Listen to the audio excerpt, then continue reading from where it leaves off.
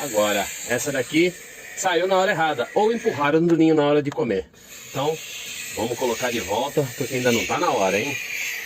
Eu não sei se eu vou conseguir fazer o vídeo direito aqui. Eu tenho um pouco, porque o movimento assalta, tô com medo de cair daqui.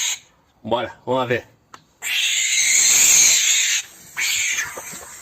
Eita, voltou.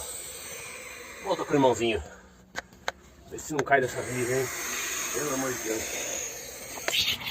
Bora lá, gente. Tá alto o negócio aqui.